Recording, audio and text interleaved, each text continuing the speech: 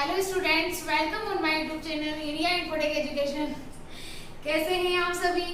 चलिए आज अपन पढ़ते हैं यहाँ पर कंप्यूटर से रिलेटेड जो मैंने आपको इतना सारा सब कुछ जो पढ़ाया है पहले से, उसके अंतर्गत मैंने आपको याद तो डीसी पीजीडीसी के सिलेबस के बारे में बताया था कि डीसी का सिलेबस ये होता है, पीजीडीसी का सिलेबस ये सारा होता है। तो डीसी पीजीडीसी का जो फर्स्ट सेमेस्टर का आपका जो सिलेबस है, फर्स्ट सेमेस्टर के अंतर्गत जो फर्स्ट आपका पेपर है, फर्स्ट सब्जेक्ट जो है आपका वो ये रहता है कि जैसे कि डीसीए में रहता है कंप्यूटर फंडामेंटल और पीजीडीसी के अंतर्गत रहता है आपका यहाँ पर fundamentals computer information and technology, ये अपने सब्जेक्ट रहते हैं। अब अगर अपन यहाँ पर देखें तो मैंने आपको बताया था कि जो फर्स्ट अपना सब्जेक्ट है इसमें आपका पूरा थ्योरेटिकल सब्जेक्ट रहता है, जिसके अंतर्गत अगर अपन देखें तो जैसे कि मेमोरी किसे कहते हैं, मेमोरी कितने प्रकार की होती है, देन ऑपरेटिंग सिस्टम किसे कहा जाता है, यह कितने प्रकार के होते हैं, primary memory, secondary memory, hardware, software, CPU किसे कहते हैं, देन बिट बाइट वगैरह किसे कहते हैं, नंबर सिस्टम किसे कहते हैं। ये जितना भी थ्योरेटिकल रहता है वो सारा आपका इसी के अंतर्गत आता है। तो आज अपन फर्स्ट चैप्टर स्टार्ट कर रहे हैं और फर्स्ट चैप्टर के अंतर्गत अपन 2 से 3 चीजें पढ़ेंगे। क्या क्या पढ़ेंगे वो मैं आपको बता देती हूँ। तो चलिए सबसे पहले अपन सब्जेक्ट का अपने चैप्टर का नाम अपन देखते हैं। अभी मैंने जस्ट आपको बता दिया है कि डीसीए प्लस पीजीडीसीए के अंतर्गत जो आपका फर्स्ट पेपर है, तो फर्स्ट पेपर का अपन यहाँ पर पढ़ रहे हैं। तो क्या पढ़ रहे हैं? फर्स्ट पेपर का फर्स्ट चैप्टर अपन पढ़ रहे हैं और वो ये पढ़ेंगे अपन यहाँ पर कि कंप्यूटर एवं इसका विकास क्रम।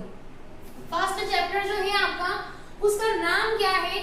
तो उसका नाम है अपना यहाँ पे कंप्यूटर एवं इसका विकास क्रम, जिसके अंतर्गत सबसे फर्स्ट आपको यहाँ पर दिया हुआ है परिचय, कंप्यूटर का परिचय।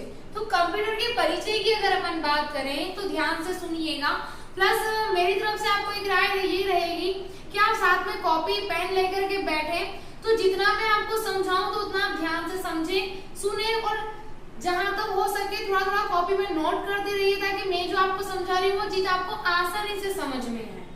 ठीक है, तो देखिए सबसे पहले आपका परिचय जो रहेगा वो ये रहेगा कि कंप्यूटर ऐसा यंत्र है जो सूचनाओं को एकत्र कर उन्हें आवश्यकता पड़ने पर सुनियोजित ढंग से प्रस्तुत करता है।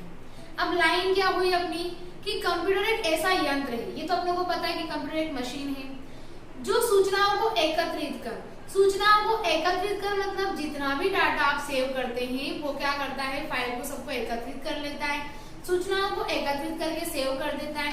देन सेव करने के बाद में आवश्यकता पड़ने पर सुनियोजित ढंग से प्रस्तुत करता है। तो आवश्यकता कब लगती है कि भैया आपने फाइल को सेव कर दिया है, फिर बाद में 1 या 2 दिन बाद उस फाइल की अपने को आवश्यकता लग रही है, उसमें कुछ इंपॉर्टेंट वर्क करना है या देखना है या XYZ जो भी आपको करना है, वर्क करना है, तो अपन क्या करते हैं कि जो फाइल अपनों ने मतलब सेव की थी, जब भी उसकी आवश्यकता अपनों को लग रही है तो अपन क्या करेंगे, उस फाइल को ढूंढते हैं, सर्च करते हैं उसके अंतर्गत। तो जब भी अपनों को आवश्यकता पड़ती है तब वो क्या करता है, अपनों को व्यवस्थित रूप से अपने सामने उस फाइल को क्या करता है, प्रस्तुत करता है। तो ये तो हुआ यहाँ पर कंप्यूटर का परिचय।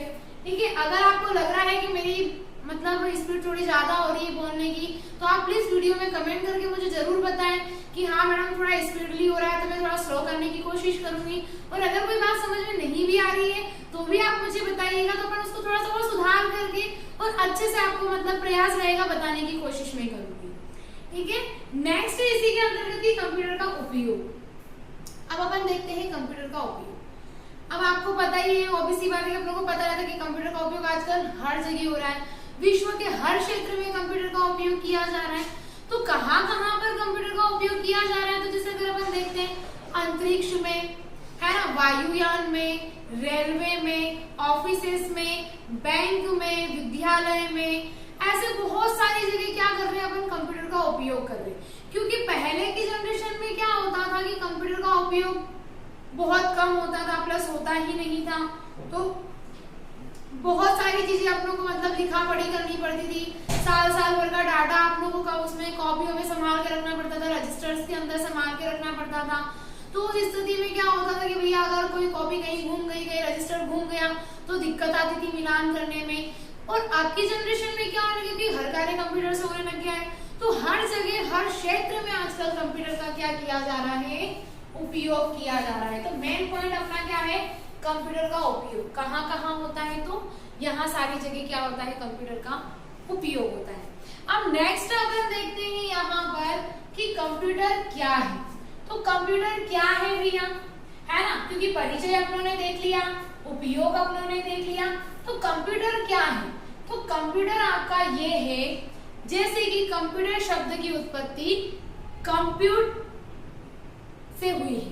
कैसे हुई है, कंप्यूटर शब्द की उत्पत्ति अंग्रेजी भाषा के शब्द कंप्यूट से हुई है। किससे हुई है, कंप्यूट से हुई है ना। तो अब अगर अपन देखेंगे यहाँ पर, तो इसको इन्वर्टेड कोमा में अपन लिखते हैं, इसको थोड़ा सा हाईलाइटेड करते हैं। क्यों करते हैं, क्योंकि कंप्यूटर जो है, कंप्यूटर शब्द की उत्पत्ति अंग्रेजी भाषा के शब्द कंप्यूट से हुई है। अब कंप्यूट से हुई है तो इसका मतलब क्या है और इसके शब्द का अर्थ क्या है। तो इसका मतलब प्लस इसके शब्द का अर्थ जो अगर अपन देखते हैं तो वो ये होता है कि गिनती अथवा गणना करने के लिए इसका उपयोग किया जाता है। किसके लिए किया जाता है, गिनती अथवा गणना करने के लिए कंप्यूटर का उपयोग इसमें अपन करते हैं। तो ये हो गया कंप्यूटर का परिचय, कंप्यूटर का उपयोग और कंप्यूटर क्या है। ये तीनों क्वेश्चंस मैंने अभी आपको समझाए हैं, तो आपको आसानी से समझ में आए होंगे। अब नेक्स्ट अपन देखते हैं, इसी के अंतर्गत अगर अपन देखेंगे यहाँ पर, तो एक और क्वेश्चन आपका बनता है इसी के अंतर्गत कि कंप्यूटर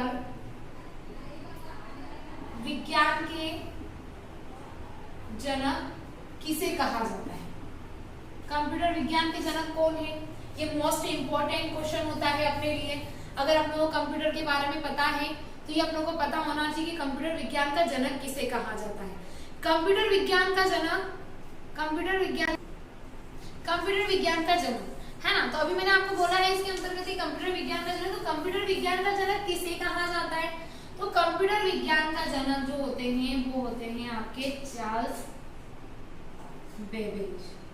कौन होते हैं, चार्ल्स बेबेज। ये मोस्ट इंपॉर्टेंट क्वेश्चन है आप लोगों के लिए, क्योंकि सीपीसीटी की अगर आप तैयारी भी कर रहे हैं ना, तो सीपीसीटी के एग्जाम में भी ये क्वेश्चन आता है, प्लस अपनों को 1 नंबर दिलाता है ये क्वेश्चन। अब आते हैं कंप्यूटर विज्ञान का जनक। तो भैया कंप्यूटर किसने बनाया है, कंप्यूटर विज्ञान के जनक कौन है, चार्ल्स बेबेज। अब इनकी भी अगर अपन बात करते हैं तो इसमें भी क्या होता है कि देखिए ध्यान से सुनिएगा मेरी बात, है ना, और कॉपी में नोट कीजिएगा। तो इसके अंतर्गत ये है कि भैया कंप्यूटर विज्ञान का जनक जो चार्ल्स बेबेज को कहा जाता है, तो इन्होंने सबसे पहले क्या बनाया था, डिफरेंशियल इंजन बनाया था। तो डिफरेंशियल इंजन के अंदर अगर अपन देखते हैं यहाँ पर, तो डिफरेंशियल इंजन में क्या हुआ था कि डिफरेंशियल इंजन बनाने के बाद में, उसकी सफलता के बाद में इन्होंने क्या किया, एक और मतलब जैसे कि एक और यंत्र बनाया जिसका नाम रखा इन्होंने एनालिटिकल इंजन। अब एनालिटिकल इंजन और डिफरेंशियल इंजन देखिए अगर अपन, तो दोनों ही जो होते हैं वो दोनों ही आपके होते हैं गणना यंत्र। क्या होते हैं, गणना यंत्र, है ना। तो अगर डिफरेंशियल इंजन की सफलता से इन्होंने उसके बाद में क्या बनाया, एनालिटिकल इंजन बनाया। क्यों बनाया, क्योंकि इनको लगा कहीं न कहीं कि भैया चार्ल्स बेबेज को ऐसा लगा कि अपने डिफरेंशियल इंजन जो बनाया है, गणना यंत्र का जो आविष्कार अपनों ने किया है, जो बनाया है, उसकी सफलता अपनों को मिल रही है, तो अपनों को और कुछ भी ट्राई करना चाहिए और कुछ भी अपन बनाने की कोशिश करें एक्स्ट्रा। तो फिर जाकर के इन्होंने एक और बनाया जिसका नाम रखा इन्होंने एनालिटिकल इंजन। तो ये 2 क्वेश्चन भी आपके एग्जाम में रिपीट होते हैं, सीबीसीटी के एग्जाम में, तो ये भी आप ध्यान रखिएगा। चलिए अभी अपनों ने इसके अंतर्गत जो पढ़ा, सबसे पहले पढ़ा है अपनों ने परिचय, फिर उपयोग, फिर आपका कंप्यूटर क्या है, देन कंप्यूटर विज्ञान के जनक। ये 4 मैंने आपको मतलब अपन कह सकते हैं कि 4 क्वेश्चन अपनों ने भी क्लियर किए हैं। अभी ये चैप्टर यहीं पर खत्म नहीं होता है, इससे भी अपन आगे पढ़ेंगे, है ना। आई होप जितना मैंने अभी आज आपको पढ़ाया हो उतना आपको समझ में आया होगा। अगर मेरी कोई बात समझ में नहीं भी आई है तो प्लीज आपसे रिक्वेस्ट है कि आप एक बार प्लीज कमेंट करके जरूर मुझे बताएं कि हाँ मैडम ये प्रॉब्लम हो रही है, तो उसको हम लोग सुधारने की कोशिश करेंगे। मैं आपको उसको अच्छे से समझाने की कोशिश करूंगी, ठीक है। अगर मेरा वीडियो अच्छा लगा हो तो please like, subscribe and share करें। Thank you.